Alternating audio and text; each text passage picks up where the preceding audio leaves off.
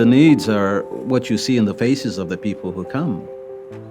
What they need for themselves, the food, the assistance. But most importantly, I think the greatest needs have to do with how to get them out of that situation. More people in the city right now are in danger of becoming homeless because they can't pay the rent. I've been homeless now for over a year.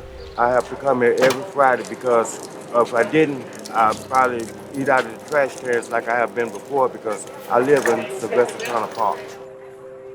It's a short bike ride to St. Monica's every week for food and kindness. I've never really had to find myself reaching out for help until the last couple of years.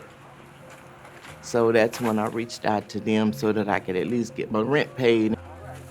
St. Vincent de Paul has always been able to help to some level. We need a lot of support to be able to do more. I mean, the needs are endless.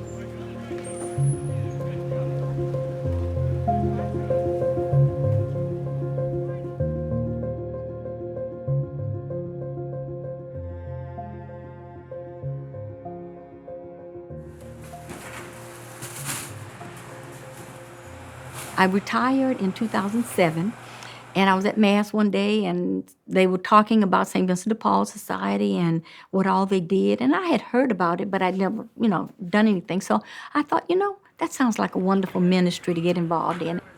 So she became a volunteer. Now, almost 15 years later, Connie Steward is president of the St. Monica Conference for the St. Vincent de Paul Society. She is also the volunteer paired with assisting Leah Adams. We're 18, 13 boys, 5 girls. I'm number 11 and the first girl after 10 boys. Leah Adams' family is well known in Acres Homes and St. Monica's Parish. A single parent who raised 2 children, she had a good job for 30 years. Then life happened. The 2008 financial crisis depleted her retirement funds. She fell victim to a scam. And when costly medical tests led to a cancer diagnosis, she finally reached out to St. Vincent de Paul for help.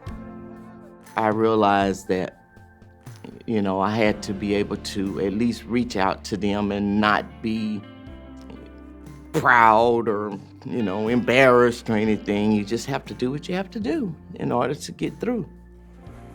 Leah is herself a volunteer for St. Vincent de Paul, so it wasn't easy to switch from helping others to being the one in need. I told her about the program, and she seemed a little resistant at first. The program is relatively new to St. Vincent de Paul, and it's called Getting Ahead. Connie felt certain it would help Leah. They go through a very intense 16-week training where they talk about financial, physical, mental, just you name it, how you can get out of a mindset or a cycle of poverty thinking. It's amazing what that group is able to do from a resource basis because they're creative, they learn from each other, and we learn from them. It's taught me to be more mindful, be more wise, be more resilient. Leah has completed her 16 weeks and is now in the Getting Ahead graduate program. And that's restoring credit, which I've already been doing, and also savings. I've never been able to save. So savings is very important, and Getting Ahead has taught me that. Financial skills, life skills to help break the cycle of poverty. Just one aspect of the Society's comprehensive approach to serving those in need. From distributing food to operating resale shops, more than 1,800 volunteers based in 58 parishes are dedicated to helping their neighbors. And they are making an impact, but the need remains great. Ultimately, our goal is to be able to reach out to some of those neighborhoods where we don't have a presence, but we know there's significant need, and to be able to expand our mission impact in those communities. Enter the St. Vincent de Paul Society Endowment.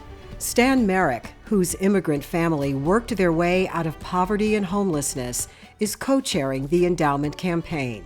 The purpose of the endowment is try to find a way to build an infrastructure to really help those parishes in the distressed areas of our city, not just the Catholic congregations, but all congregations, to work together to help the poor in that zip code. And the beauty of having an endowment is it shows our volunteers, it shows our organization and the city, we've got a plan. And all we need to execute are funds. The money you give goes directly towards assisting the people for whom they are given. We operate over 22 food pantries across the 10 counties that we serve. And then we also provide millions of dollars worth of financial assistance in rent, utilities, but it can be other things. Transportation, childcare, healthcare, whatever the need. And they know what is needed because they conduct home visits. What makes us unique is doing those home visits and doing that person-to-person piece. It's less about you're coming in to just meet your rent situation, but we should be there to be able to listen to you, to listen to all the different issues that you may have, to be able to understand better, and to be able to hopefully help direct you to resources that can help create a more sustainable situation for you. They walk with the poor. They don't just give money, they understand the situations these people have and try to help them. Okay, we got bread, we got the double over here. With dignity and without judgment. I feel like my calling at this point in my life is to educate people. That's what is the St. Vincent de Paul Society and how does it work?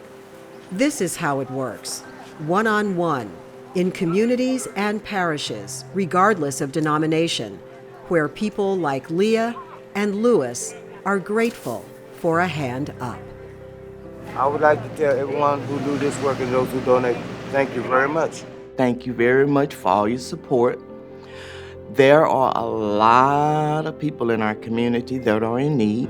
I just feel very fortunate to be able to be a servant leader in this capacity, and it's one of the things that I feel that I personally have benefited from. It's a really rewarding experience.